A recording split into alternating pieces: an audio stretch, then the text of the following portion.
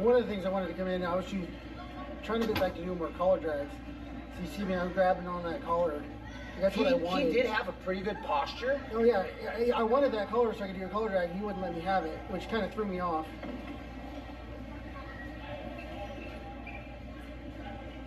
And then, dude, he started breathing heavy real quick, so I was like, I'm just gonna move him around and get him tired. I like the over grip pummel. Mm-hmm.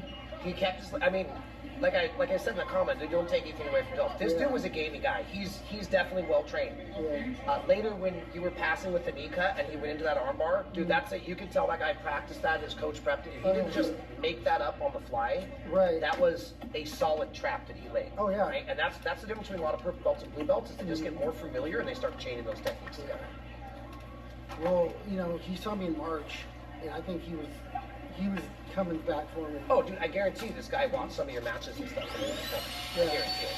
He, for being a taller player, he did a very good job of maintaining posture. Remember, snap downs and collar drags are good when people lean forward. I call them skull drag techniques. Well, you know, looking back, I wish I would have broken his ribs more and like got his hand tired, because he just kept hold of me the whole time. And I couldn't get my hands off. Get free. When we went down, he was just holding on. Yeah, was this the very first match? Yeah. Okay. So he's about to. You started running a little bit of Uchimata game here soon, right? Yeah. At first, I can't remember. First, I cornered like Trying to, 50 but they're matches. weak. I need to work them more. We just never practiced. You know, the way I always think about takedowns is if I'm actually looking for a takedown, dude, that is not a 95 or an 87.2.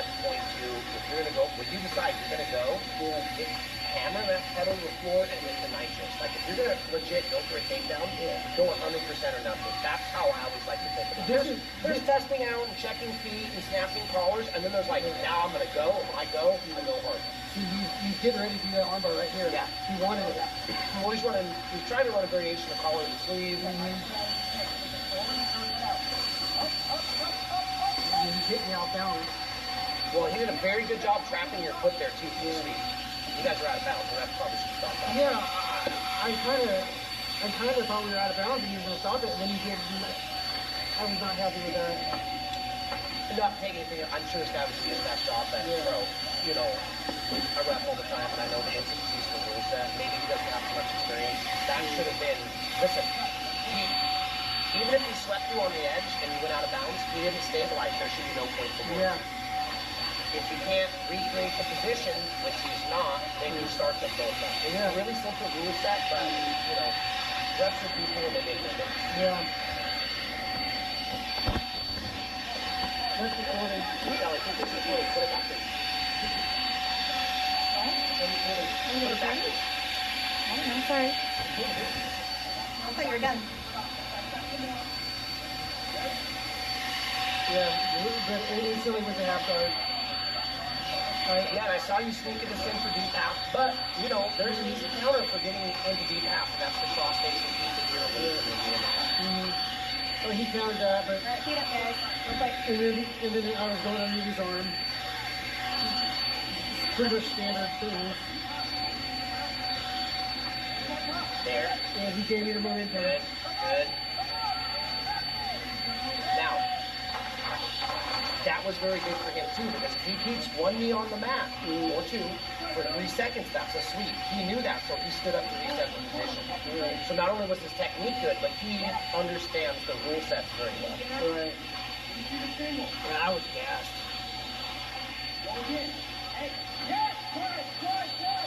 You just have good balance. He had very good balance.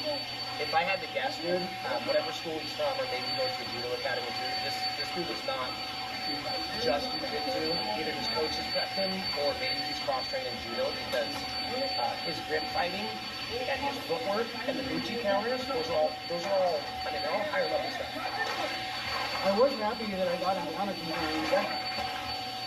Like, there's a lot of good things that I liked about what I did. Just back up. I don't get my point.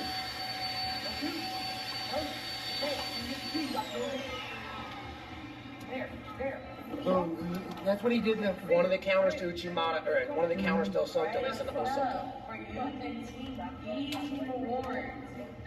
And it was like, we were out of time, he was up on points. I was just like, it's over. Yeah, I mean, I hate to say this because it's always fight to the end, but when you know you got 2-3 more matches against somebody, sometimes it's just like, all right, bro, I got to take this L, save my gas for the next trip down the next trip down the drag race, you know.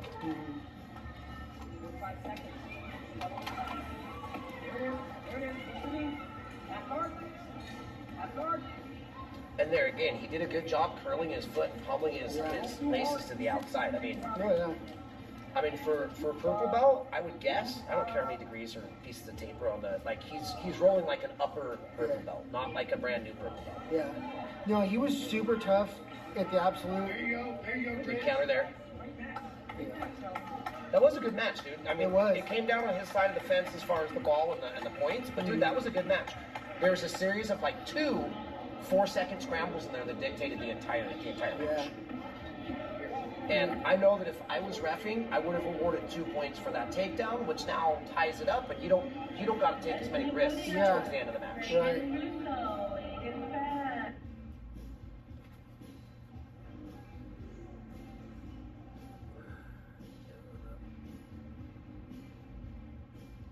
Yeah, when I went back and watched that one, I was like, you know, he tried that same move before, and then I was seeing all the things that we were doing, and I was like, you know, it was not so bad. No, pretty much. I mean, we'll watch him again, but my recollection from the coach's chair there, dude, was there was no ass kicking. It was a series of close engagements where a couple times the ball landed on his side of the fence. He did what he needed to do. Well, Dude's posture and foot pummeling and grip fighting is definitely on point. Yours looked good. He just simply maybe had more like this, the counter grip to that right there. You got a dominant grip and he over pummeled. That is not something that a lot of gyms are going to teach blue and white belts.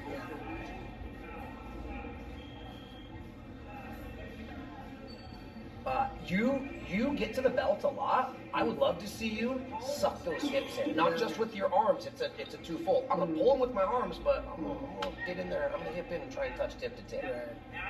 Then you can use a lot of your like natural closeness and strength to be able to finish those style of takedowns. But see, he was also framing up top that made it hard. So like he was countering that as well. Well, look, we talked about this earlier at the start of class.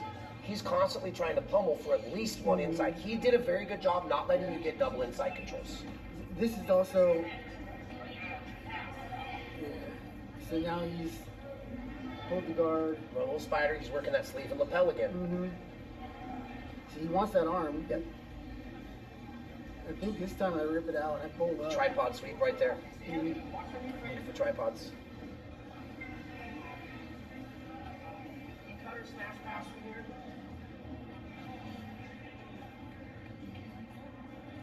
I like the work back to your feet there.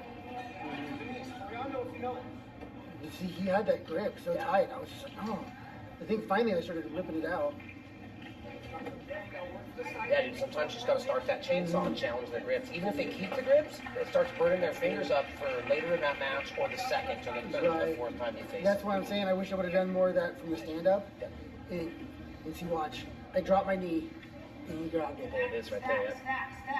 Like, my mistake was putting it on the off his leg. You gotta get that staple. And that was my mistake, but he capitalized.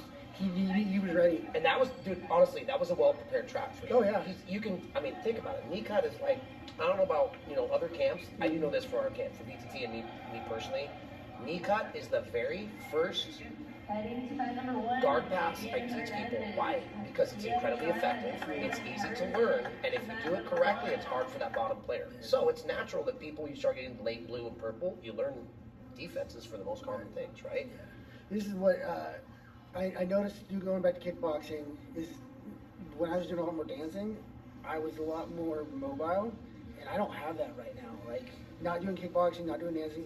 And so one of the benefits I'm going to get from the kickboxing, by doing all these classes, is that my balance will be better. More quick twitch on your legs. Bouncy, in and out, I'll be pivot, lift. So where I'm struggling to hit these Uchimatas, because I'm not comfortable enough in my balance to really do that, I'll be able to. Well, Uchimata is a little bit of a different breed. Like, a lot of people, and I watched you do it, you hook the leg, you kick the leg, you lean with the chest, you had decent, like, upper body attachments. The weird thing about Uchis for a lot of people to be very successful is as my foot goes higher, my head goes lower. Yeah. I mean, my head, in an Uchimata, you do it, when you fully commit, when you go full send, your forehead is going to be really close to the ground. Right. Like, Well, it's going to be foot high, head low. Even the warm-up drills we do where we're doing that move, because that's one of the warm-ups, is toe touches. Right. Your leg goes up, your hand goes down. Yep. I can tell there my balance is, I used to be able to do that with no hands and pivot perfectly from yoga. I haven't done yoga in a long time, and so like that's not there. And I can feel that there, and so it's like that's what I'm saying. When I get that back, my Uchi's will be so much better. Welcome to getting older too, dude. The body don't move like it used to. I know that one very well. I used to run this omoplata, no-go plata, triangle Jiu-Jitsu trap. I don't run it anymore because I don't want to blow my knees out being older. So that's a part of aging, is you just got to shift that game. But when it comes to things like balances, dropping the head, a lot of that's just repetition and being mindful of it. And sometimes you got to lose a match or a tournament to go back and be like, all right, I thought my Uchi was on point at 100%. I realized it's at 82%. I need to find a way to fill out that extra 18%. Yeah. Also, I since I had beat him before, I totally underestimated him, and that was my bad. It's easy to sleep on people, especially people you already have victories over. Yeah. You guys don't mind if I turn off the super lights, do you? What? Lights. No, leave them on for a minute. We got 5 or 10. Leave them on, please. Okay, then you can turn them off. Okay. So he won this in overtime with that same move he did to get me down in the first match. That same counter. The Soto counter. Mm-hmm. And on subject, but just extra, when you hit the Soto, you have to have shoulders in front of hips. And that way, if it doesn't work, they can't counter throw you. When my shoulders are over my hips, when I don't get it, I get counter Soto. And that comes back to that balance thing.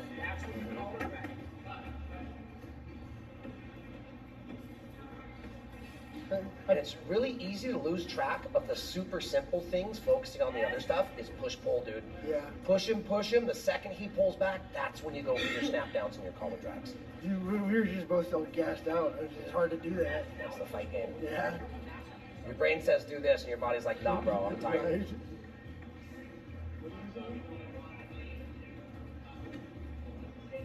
And this is where I was like, he's not going to get me again. They're ripping my arms out.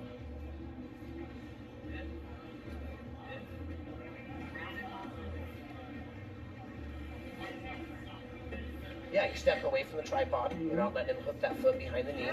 That was beautiful. And dude, again, you didn't do anything bad there. This dude understood getting back to his feet very quickly. Mm-hmm. No, I was happy, dude. I ripped him up and I immediately went to the rack. He was just quicker. Oh, he's doing a good job not only getting his hips out, but hips out and away and turning you back in front of him. No, this dude was definitely gamey, bro. I don't think you had bad performances. I think he was just, he did what he needed to do when he needed to do it. Mm-hmm. But he was definitely tired too. That was no walk in the park for him. Each of the rounds that he won, he had to fight tooth and nail for it. He told me, because we're on social media now, he's like, dude, I was so sore after that. Oh, I bet.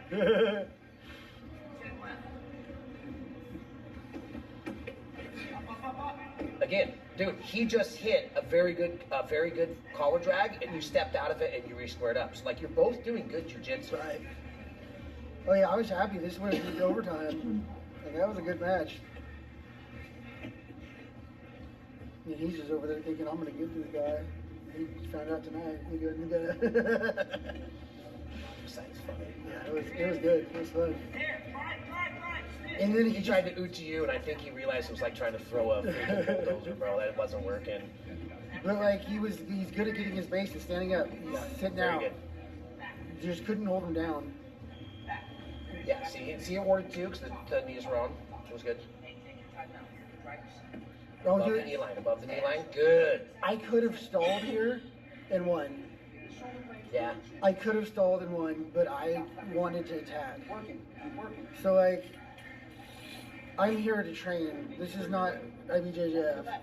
So No, it's all reps. I literally was like, I could stall, but I'm trying to have good matches, so I just kept attacking. And here again, you got above the knee line in half guard. He's doing exactly what he should be doing, which is keeping you from getting to his head and then turning his chin. Once you do that, man, you're at a huge statistical advantage.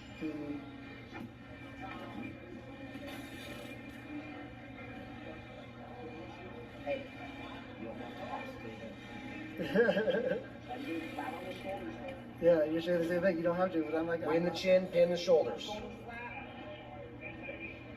I'd love to see you squeezing those knees a little bit more. Yeah.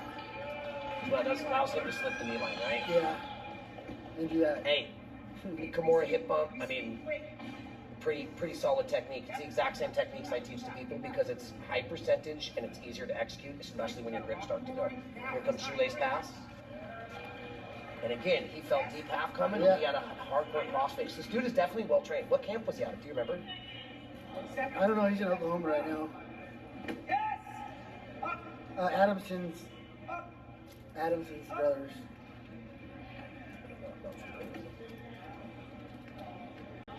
Knee frame. Get that knee frame in. Nothing yet. Knee frame. Hey, overtime.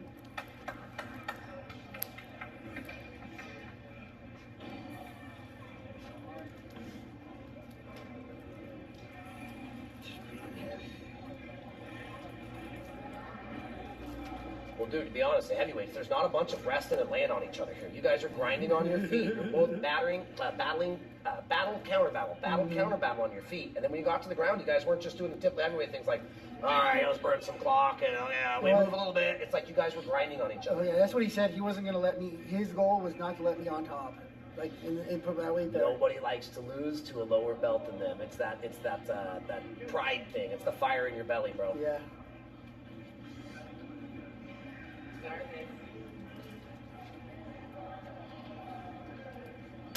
I don't like to lose upper belts.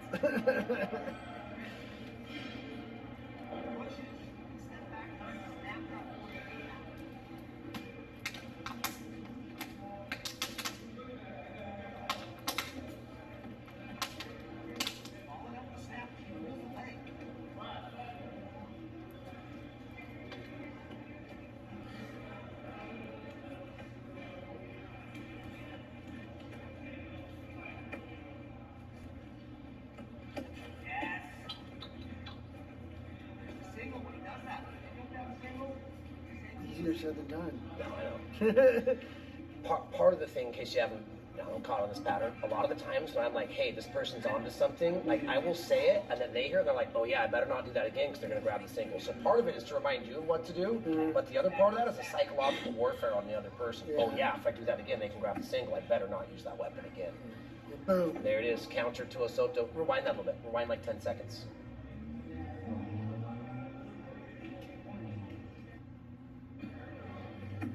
Look at the connection between your shoulder and hip. Oh yeah. So see how you were less shoulder over hip, and you weren't quite stacked here, but you were slightly forward.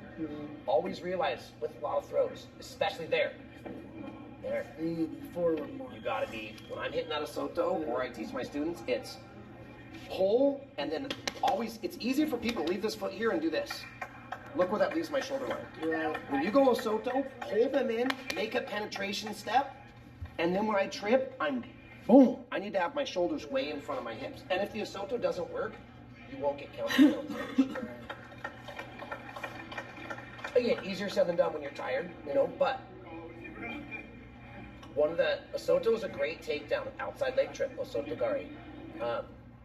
Something you might want to think about working with your coaches or some point in the future with us, learn your Uchigari too. Uchigari's inside leg trip. Right. So, legs are here. Osoto, I'm coming across into the outside. They pull their leg. I kick through the middle, hook, drive my knee to the mat. So you have Osoto outside, and then Uchi inside. Uchi Mata is a lifting inside leg trip. Uchigari is a blocking inside leg trip. That's the boom, boom. There, yeah. Look, let's hike real fast. I might take you down. Just stand there. Osoto. Right. Now they pull their leg back. Uchi. Uchigari. Gari, trip. Right. Osoto Gari, outside leg trip. Uchigari, inside leg trip. Right. Uchi Mata, inside throw. Those pair well together. And then, since you like Osoto Gari, and a lot of people do in the Jiu Jitsu, because it can be a high percentage technique, always do this thing I always call what comes next. Okay? I go for Osoto Gari, they pull their leg back, that's when I'm hitting snap downs and collar drags. Why? Because it adjusts their posture. You go to outside trip my leg, here's the counter, step back. Look where that leaves me. Forehead for some type of skull drag techniques. And think about it like boxing. You don't come in and throw just one punch at a time. One punch at a time. You start doing what? Pairing up your punches, and my third one is my money punch. I go, snap. They stand up tall. I step forward to Sotogari. They stop. There's my collar drag. Think about it like a boxer would with the 3-punch combination. Which is what I'm trying to do. Like, because I'm not even really trying for that Soto. I'm just trying to get them to do something so I can pull, but then it's just my reaction's not there. Just so, and you already know this, but I'll say it anyway. When you're training, think about, me and Michelle had this conversation last night. Here's how I find, this is where I've always been obsessed. I've been obsessed with combat sports since the time I was little. I'll tell you the last battle dream I had. I woke up today when I was choking people in my dreams. This is how much I think about it. It's in my dreams almost every night. I used to have fight dreams every night when I was a kid, okay? An unhealthy obsession is one thing, a healthy obsession is another. What I'm trying to get at is this. The more that you mentally prepare and think about the combinations that you want, then when you get to class, try to execute those combinations. There's going to be a certain failure rate. It might be the first 30 times you try, for example, pulling them in, they posture up, a Sotogari. They pull their leg, now I step out and run my collar drag. Think about that over and over again. It could just be on your way to class or at the stoplight, you're thinking like, okay, I'm going to do a snap down. When they stand up, I'm going to Sotogari. When they pull their leg out, I'm going to sidestep, I'm going to drag my elbow, I'm going to turn the corner on the collar drag. Think about it, think about it, think about it, think about it. Then when you're rolling, try it. Who cares if you go snap down and they counter a Soto? Okay, next time, shoulders in front of hips, make a penetration step. When they pull that leg, boom. It could be the third, it could be the 30th time. Then you start hitting it. Once you have success with it, it becomes your 1, 2, 3, step out, turn the corner. It becomes automatic. But mental prep is 100% of that. Then physical. One of my struggles is nobody wants to start standing. Sherry's a lawyer. You're being a big guy, dude. Nobody wants to try and take the big guy down. It's got good takedown defense. Hey, another thing. 7 to 10 business days. There was at least 2, I think 3, maybe 4 instances. You made that dude pull guard. He couldn't take you down. Right? You made him. The only takedowns that he got on you Was the counters. was the counter throws. That was it. He didn't pummel in and pick you up and spin you above the head like pizza dough and slam you on the mat. Right. He had to wait for you to move yourself slightly out of position to take advantage. So work from that. Make people pull guard, and you did a good job of anticipating the guard pull, or at least when he pulled guard, reacting quickly. Right. And there's lots of ways to deal with that. Look at like Marcos Almeida Buchecha, the only 13-time world champion in the gi ever, right? Heavyweight. Dude, you know how he won most of those world titles? A knee cut from the feet, so they call it a flying knee cut. Flying knee cut, knee cut, knee cut, knee cut. He'd force people to pull guard, and then he'd knee cut as they were transitioning to the ground. Knee cut. You don't need to master 20 different guard passes. You need to get 2 or 3 of them that pair well together, and you run them over and over again. Somebody pulls guard, first thing I like to do is disconnect, get their feet off of my hips. Play with the knees, misdirection. I go Toriando, they start to readjust. Toriando the other side, they readjust again, flying knee cut. They stuff the knee cut, backstep pass. I know 15, 20, 30, 40 guard passes. Guess what? I use 3 of them over and over and over and over and over, and I pair them together. Toriando to one side, misdirection, Toriando, knee cut. They trap the leg, flop back, backstep pass. Just get really good at 3 or 4 of those things, and then go from there. It's easier said than done, but don't try to learn all of jiu-jitsu all at once. Master certain parts of the technique, and then build off. And that's true for white belts, blue belts, black belts. Yeah, and one of the things is, so I go against so many different kinds of people. It's been like 6 or 8, 10 tournaments since I had a guard puller that I had to deal with. And I've had one before, Jason out in Blackwood, and he got me the first time, and I saw him again, and I was ready for it. And so you can see, like in the third match, when he pulled guard, I was ready for it, and I'm getting back, and I pulled him up, and so it's like that first one, he got me, and then I'm learning. But and he's like, okay. And it's also nice, I guarantee, bro, if I had to guess, I would bet 85, 90% chance this dude went and researched some of your stuff online. That's probably why he's ready for it. If it was a total blind matchup and didn't have time to get on the YouTube and stuff, this is how this YouTube thing and social media works against you. People will scout you. They will scout you. At purple belt, probably be scouting your opponents. You got a good coach, they'll scout for you. And then they'll be like, hey, watch what this person does. Get ready for the guard pull. Hey, watch out.